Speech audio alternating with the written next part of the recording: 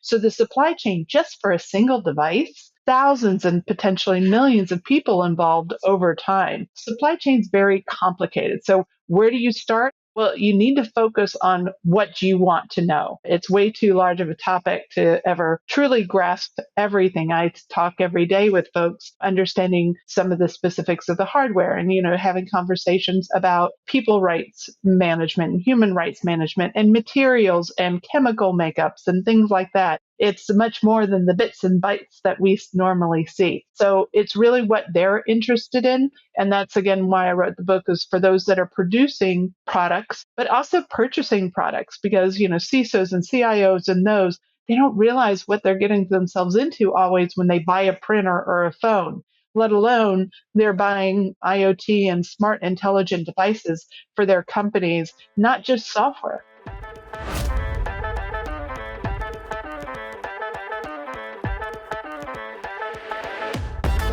Hello and welcome to Secrets of AppSec Champions. My name is Chris Lindsay, and today we're going to be speaking with Cassie Crossley. Today's conversation is going to be centered around supply chain security. Cassie is the Vice President, Supply Chain Security at Schneider Electric. Cassie, please introduce yourself. Hi, I'm Cassie Crossley. I'm the Vice President for Supply Chain Security at Schneider Electric. We are a global company headquartered in Paris, France. I've been here 14 years. I come from a background of software development, a lot of project and program management. And at the company, I've been in the CISO and product security office for 8 years. But back in the day, in the mid 90s, I actually worked at McAfee. So I was one of the first startup security companies way back when. And I specifically have a lot of passion around supply chain security from a software side, but also from a hardware side. So it's an exciting topic, and the fact that there's now a software supply chain security aspect to it. Awesome. I appreciate you coming today. This is going to be an amazing conversation. Just so you, for everybody, I went to Black Hat and I saw Cassie talk, and it was just absolutely amazing. And so I want to talk more about that. I want to talk about the supply chain because your background and the conversations we've had have been really, really deep. And one of the things I want to do too, as part of our conversation, is maybe some companies don't know where to start for a supply chain, or even understand really what a secure supply chain looks like. So can we start there? What does a good supply chain look like? Right. And that's why I actually wrote a book. I don't have it right here at my hand. I should have put it over here.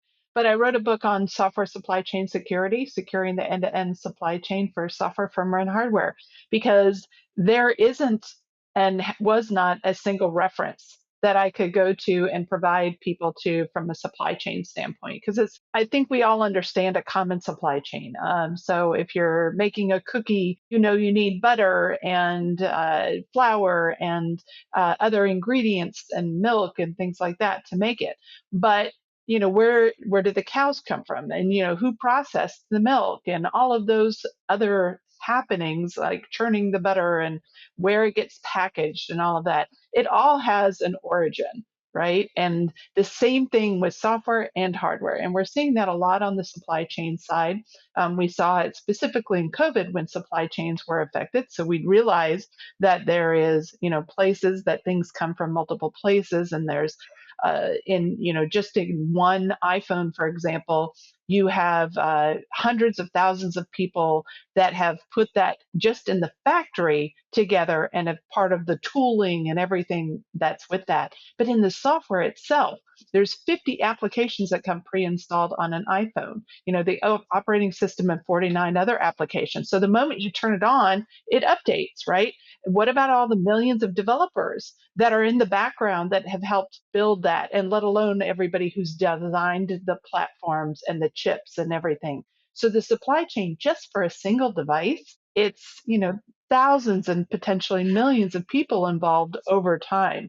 So supply chain is very complicated. So where do you start? Well, you need to focus on what you want to know. It's way too large of a topic to ever truly grasp everything. I talk every day with folks, understanding, some of the specifics of the hardware, and, having conversations about people rights management and human rights management and materials and chemical makeups and things like that. It's much more than the bits and bytes that we normally see. So it's really what they're interested in. And that's again why I wrote the book, is for those that are producing products, but also purchasing products, because, CISOs and CIOs and those, they don't realize what they're getting themselves into always when they buy a printer or a phone, let alone they're buying, IoT and smart intelligent devices for their companies, not just software. Right. Well, and you bring up a good point. I mean, when you mention printers, most people don't realize printers are they create the firmware, the pieces, they ship it off, and sometimes there's updates. And most people don't realize you can update your printer. And that's what's interesting, the difference also about some IoT products versus OT. So everybody knows IoT, but operational technology, which my company builds a lot of products and systems and software and everything for those. Operational technology is really what runs our critical infrastructure. It's what runs our factories, manufacturing, electrical utilities, water utilities, but also buildings, what runs, the building management systems. A lot of that is OT. And that's something that you don't want just an auto update to occur, because it can mean safety. It also, most of those products should not be directly connected to the internet unless they're a specific gateway or something like that. For example, if you bring in your oven, a smart oven, when we were redoing our house, I didn't want a smart intelligent oven because I didn't trust a future homeowner would know to do the firmware updates and what's the risk and the safety risk of all of that brought in. It's probably different than a smart washer. There are certain technologies that have that safety implication, and that we need to be more aware of what's happening. And that means the responsibility of that asset owner, whoever it may be, may need to choose whether or not they want to update that product at that point in time. And to be honest with you, I actually have a smart oven upstairs, and the last time I updated its firmware has been a very long time. And when you think about supply chain security, it may be updating, it may not be. Right. Who knows what it's doing, and what risk is it bringing just into my network?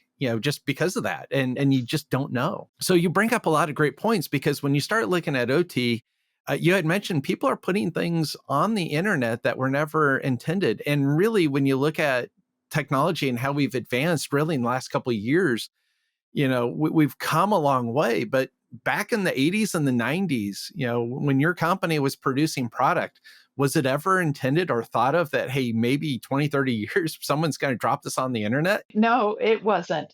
There is specifically the first question when California released a connected devices law, that back, and it went live in 21. This law and this activity was connectable devices. It didn't say consumer. That's what we heard that they intended. But all of that makes a big difference. This is not meant to be connectable. This doesn't have Wi-Fi, but it may have an Ethernet port, so it's connected into other systems, and it could be accessible. So a lot of operational technology, it's meant to run physical processes, and that means that it can be in a place for a long time. Uh, Us and others in the industry do our firmware PKI certificates for 30 to 40 years. So the intended lifespan is decades. And so when you're designing this, 15, 20 years ago, my Linksys router, just like everybody's else, said admin, admin, right? The intelligence of what we needed to do from a cybersecurity standpoint wasn't there. Thankfully, we now have things like the OWASP Top 10, we have MITRE's attack surface. There's all sorts of areas that provide that guidance for secure by design. We ourselves follow and are rigid to the ISA IEC 62443 standard, which is an industrial control series of standards. And this includes a secure development lifecycle standard.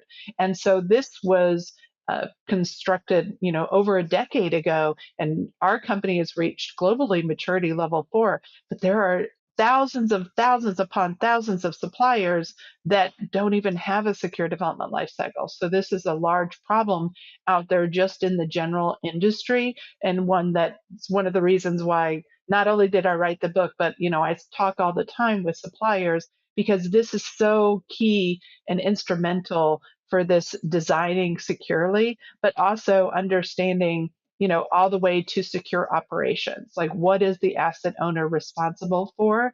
Just like we've heard of the cloud, let's just say responsibility model, shared responsibility. The same thing is with assets. Like, if you have an unprotected asset, doesn't always mean that you need to replace it. You can put in additional mitigations and controls so that there is that level of security before that, segmenting your IT and OT networks, putting in the proper defenses for OT and other operational technology, just as you do with IT. And that's what's really important, is making sure that you understand the threat model, do simulations, do pen tests, just walk through. It doesn't even require a lot of money. You've got to do asset inventories. If you don't know what you have, you don't know your exposure. Right. And that's a good point. If you don't know your threat model, you're in trouble. And when you do have your exposures, I mean, for most of what you're talking about in OT, it's more about, maybe air gapped and being on prem. If I'm gonna, come and do something, I might try to walk into an environment that I shouldn't be and Right. slip something into the network. When I think of these devices, a lot of people in today's world feel like, you know what, the program, the thing works, get it out the door. And what you're talking about is that might sit out there unpatched for a very long Yes. time. And so, and kind of like the days of old past, when you're putting something together, you got to think outside the box. What could possibly go wrong? How could this be used? And to your point, forward thinking. What could be the environment in 10, 15, 20 years? When you're talking a certificate that long, you're looking at a 20, 30 year, in the field. And so, having to write things correct the first time and secure to the best that you can be at that point is absolutely critical. Yes, it is. What about the auto updates? What about the devices that are internet connected? What should we be thinking about from a secure standpoint?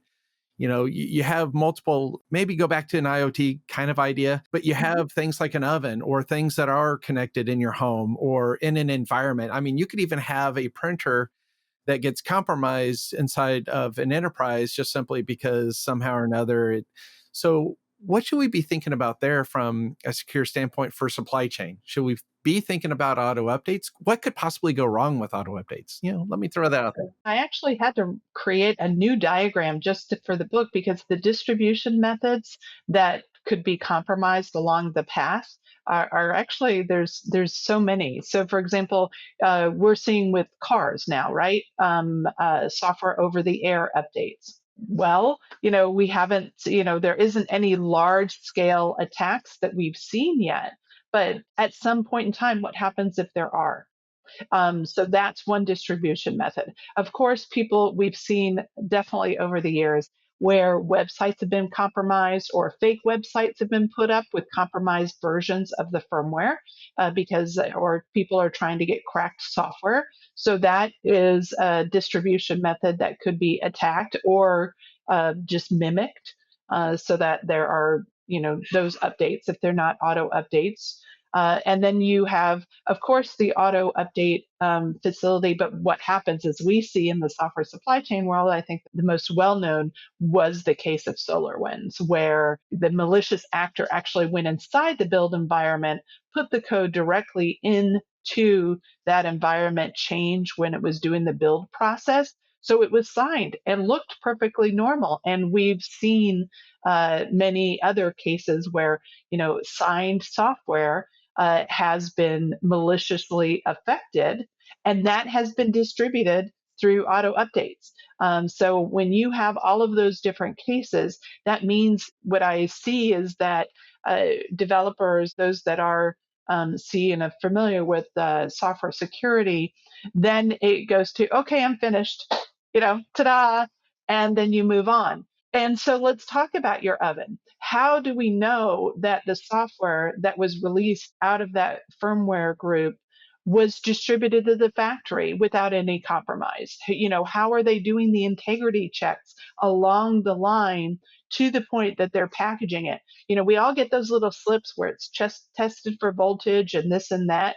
Where are all the integrity checks listed on those packing lists? And that's something that the industry is working toward. And definitely when you're working in critical infrastructure base and other areas, that integrity checks is part of that, validation for acceptance testing and on a standard IoT. And you shouldn't have to be an IoT expert and security expert to get that confidence either, but that's where things are happening. So it's not just in those auto update areas, it's all along the line where we can see and have seen different examples, real life examples of where supply chain compromise can happen. Because, let's just be honest about the manufacturing process globally. There are many manufacturers. So, for example, Cisco uses all contract manufacturers and they do audits of those contract manufacturers. But it's very difficult to audit each individual person. So, just like we see risks with people in regards to phishing exercises or other things, you have, the ability, somebody, is paid off that could compromise and can it be detected? So we've seen lots of, penetration tests where they get into it. But what about those that are insider threats? And so those are all complications in the supply chain. There were reports just a few months ago where North Korea had actually put IT personnel at certain companies. And things can happen in the supply chain, accidental, but there can be espionage and intentional activities. So it's a very complex topic. So you and I are thinking the same because I was thinking about the solar winds and I was just thinking about the North Korean hacker that found his way into the company, which, the cool part about that, I don't want to call out the company, but in a quick Google, you'll find it. But the reality was by zero trust in what they did and the security policies they had in place, they limited it the scope of what happened. I mean, they knew immediately, they auto shut the thing down. They were able to take this person offline and come to find out he was actually from North Korea. And it was amazing. And SolarWinds, what happened there was amazing when you look at state actors and they go for the long run. When they found the build server, they found what was happening. They injected, after the information was pulled down from the repository, they did a hash check on the file. It's the same file. They replaced it with their own, built it, put back the original file, and then deleted it. So if you were to go back and say something's just not right, and you did a code diff between what was on the build server and the repository, it would match, and you would think we're good. One of the best things that you can do is when you do take your builds, occasionally decompile it back to code if you can, because you still have some of those other files depending on the language, and do a code diff there too, just to make sure that nothing from front to back is injected. The process that does happen sometimes is people think, man, it takes forever to build. The regression testing, I have a hot fix that I need to get out the door.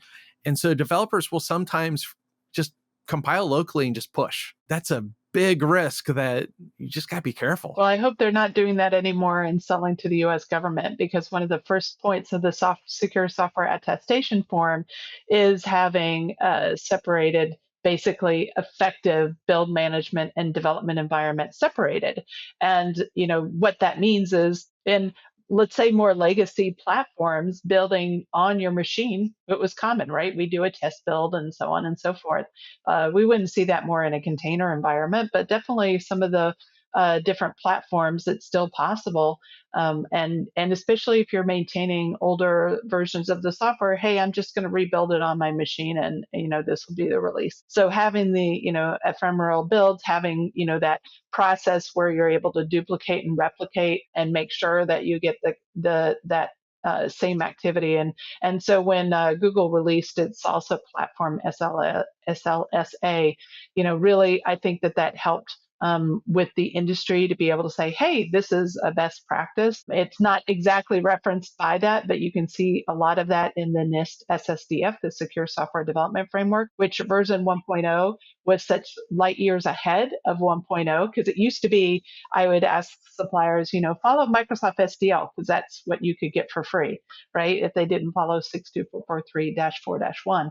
And now with SSDF, at least there's something. I still think it's got a ways to go. Having things just in examples and not having a way to certify against it is a problem.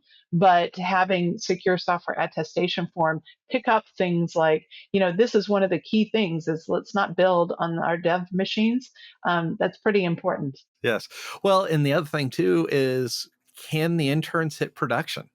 Because that's something that I saw frequently at companies, and I talk to frequently is, who can reach production? Who can actually get out to that environment and do things? And what is your development process? Because, we're talking about supply chain, we're talking about all the bits and pieces. And really, it's amazing when you think about it, because your example of an iPhone is probably one of the best, because who created the chips? What files, what firmware is in those chips? We trust the devices that we get are clean and good. And when you start looking at the development process, what happens there, your developers, to your point, I mean, there's so many, it's thousands, if not millions of interactions happen just to get this device into your hand. Yes.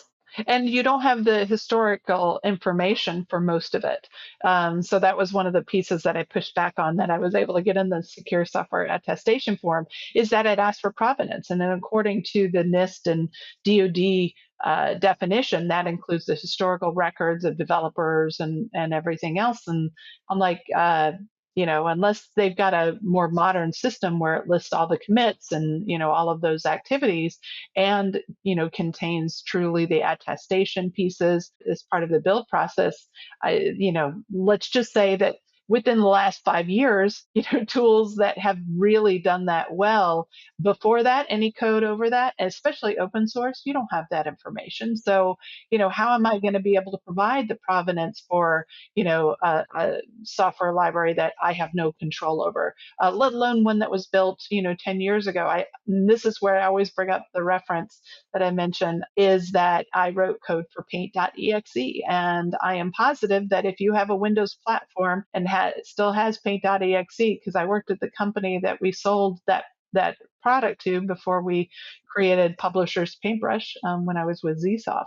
And we were editing in VI on a Unix system, and the only way you knew that Cassie wrote code is I was required to put comments in. There was no commits, there was no source code repositories and all of that back then in the 80s, but lines of code still live on, right? I mean, that is Yes. just, it's going to be there forever, in some form or fashion. And so provenance and really those attestation and going forward is something that obviously we're, as an industry, everybody's working toward, but you can't go back and fill 98 to 95% of the gaps. In today's environment, you have so many different things outside of just the normal development. You think that you're done once you've released it, but that's not the case. You have those images or containers that can be compromised. You have, your third-party libraries.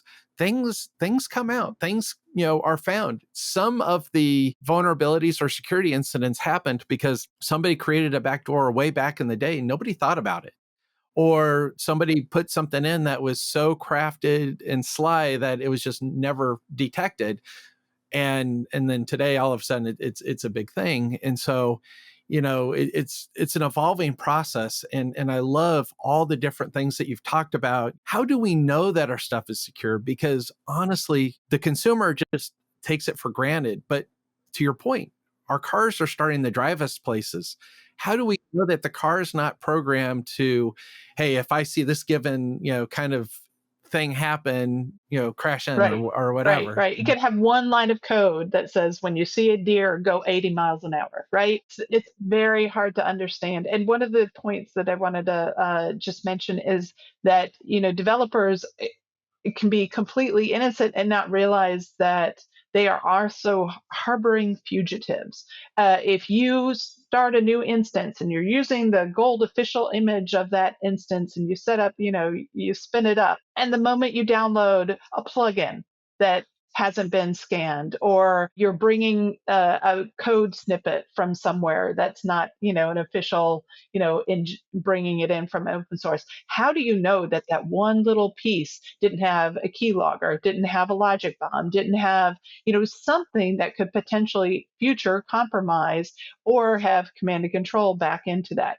And that's where developers are now doctors with a scalpel, but yet they don't have that level of training in most places where they realize the impact that they have. They've been given a scalpel. You don't have a certification, of any kind.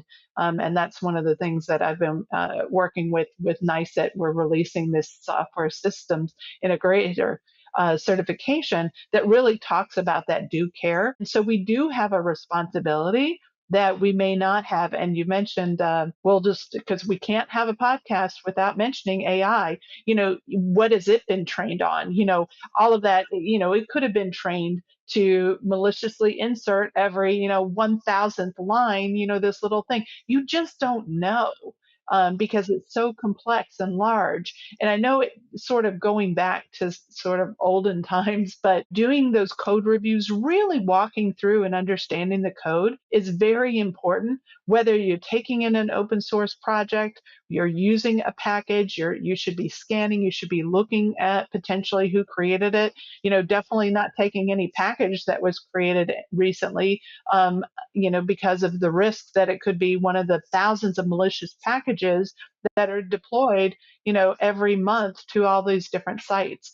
So we have, a responsibility, a due care that we now as developers and engineers need to follow. Since you opened up the AI can, because to be honest with you, I love AI, but it's one of those things where you just have to be cautious and careful, to your point, because you can ask AI, go create an endpoint for me using JWT tokens, which is secure, and it will. Then you turn around, pass that same code back into it and say, is this secure? And then it will come back and say, well, no.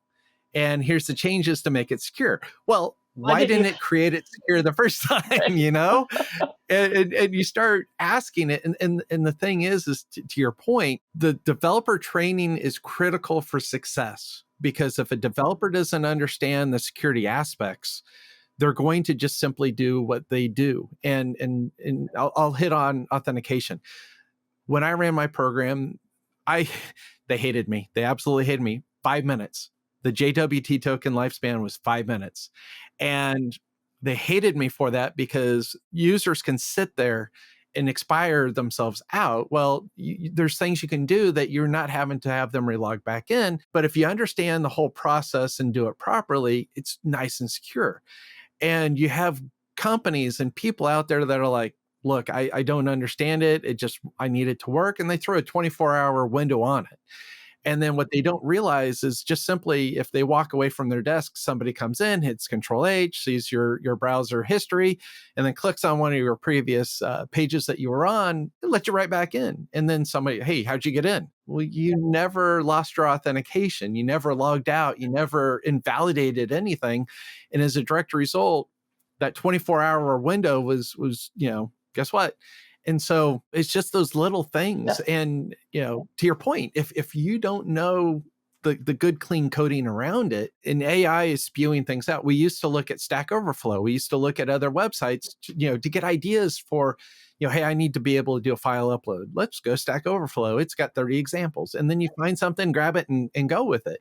And today you're asking AI, give me this example. And it goes, here you go. Part of the problem is a lot of developers got upset with their stuff being scanned in from Stack Overflow, that they actually went back and poisoned their own data. And so the reality is when you're using AI and you're getting that good data or bad data, who knows? And so the reality is it compiles, but it's not right. And so you're right, that senior tech review is absolutely critical to ensure that this thing actually, is it good? Is it secure? Does it follow company, development guidelines? Does it match? Right. And now, documentation is preferred to be removed. You have to put it, in a separate, for attestation purposes because it was giving away too much. It's like, Yep. oh, that's how that works. Now I know how to adjust it. So, the separate documentation requirements, it can be difficult. So one of the items that it takes me back to is that we've seen AI write wonderful things, right? But AI wasn't trained on kindergartners and first graders and second graders, right? It's generally graded and trained on, let's say, more professional level, level and up writing. But what about code? I mean, just a brand new graduate, are you going to have them write that certain code, or is it going to be somebody with 10 years of experience? And when you have Right. that, when the AI models, were created, which code was it trained on? There's not a quality indicator on that code. So just like you said about the security, just overall the quality may not be there. What we could as an experienced developer write in 10 lines, somebody else may write 200 lines, and that could be the difference, of where you could add additional compromise and vulnerabilities, or to know to use this library versus that, or to use, as you were talking about, this sort of architecture and approach for modeling versus another one. And that's the things Right. that it's going to take such a long time to train AI on, to be able to say yes, no, right? And we've talked about, in the past, the complicated measures of training. So those specialized companies that really do have that skill set, that are working toward it, where they've developed those models, that's great. But straight out of Chat GPT, no, thank you. And to your point, your co-pilots, your chat GPTs, your stuff that are publicly out there, you don't have that adaptation where all the information came from. And in a lot of cases, it can't tell you, or it doesn't want to tell you where it came from. I see some incredible startups today starting to use AI to be able to help developers. And that's the part I love, is being able to see, okay, this will provide you some fixes for potential vulnerabilities. Like, we've actually written the code. You check it. We're not going to commit it. But here is some code, which in the past has been very difficult, especially if you're trying to maintain a product. Right. Think about remediating, again, my old, code on a C platform, right? And this person only knows Rust and Go, and we don't want to convert it. So all of those technologies and where AI is headed, though, can create a lot of efficiencies in the right hands. And so I'm excited for that. From a pen test standpoint, there's a lot of uses too. Like, a pen tester themselves is not going to know every potential path. But I guess it goes back to that in Endgame and Doctor Strange going, I did all these different paths, and the only one is, where I sacrifice myself. So, and that's really all those different paths AI can work toward. But yet, as a human, we won't, have those lifetimes of knowledge. But I see it really being able to start giving advantages now, from a software supply chain security standpoint. What is the best advice that somebody has ever shared with you?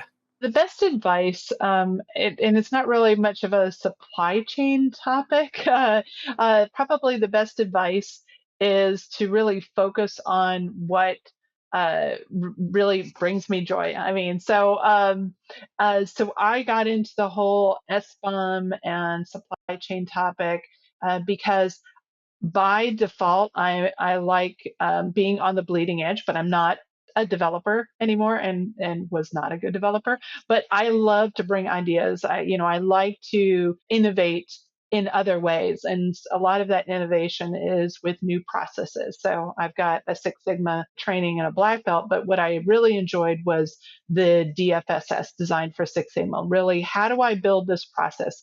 So, things like when I get bored in a role, then I'm ready to change roles. And I've been at the company 14 years. I'm in my sixth role. And, it's like, okay, I've optimized or brought that up. Now I'm ready for the next. And for the last year and a half, been really focusing on the supply chain security topic. And I do it because, I was heavily involved, on the software bill of materials. And I'm still like, I'm pushing the envelope every day, trying to do things that other people aren't doing yet, from the largest scale, first, customer providing, for a certain company.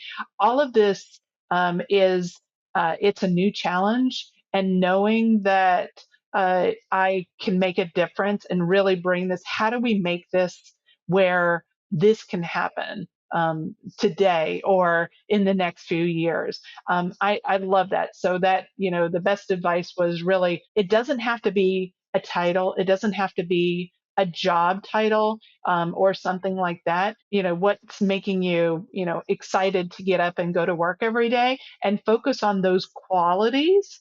And you can find that. I've been in so many different roles and in different positions, and it's given me this breadth of experience. But it's all, a lot of that is the learning, because I got joy of probably that innovation of that next topic. And so right now I'm going to be focusing on supply chain security. And when I feel I've matured it to a certain level, both in my own life, then it'll be something else. And that's what I can recommend. So it's not, I'm going to go out and be such and such. So I really recommend people understand exactly, like, not just which class in school you liked or which this, out of the job, what did you like most? Did you like testing? Right. Well, then, where could you go from that? Did you like this? Did you like the write-ups? Did you like planning it?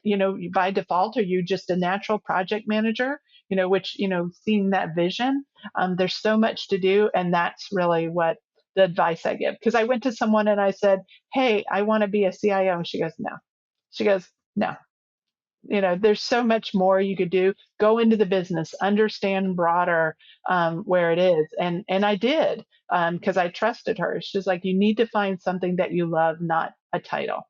I want to throw one more thing on, because a lot of people think, all right, I've been doing development for a long time. I want to move on and do something different. And they go find another company. And what you did is you stayed in the same company, because that knowledge, that information that you have just helps the company grow and be better.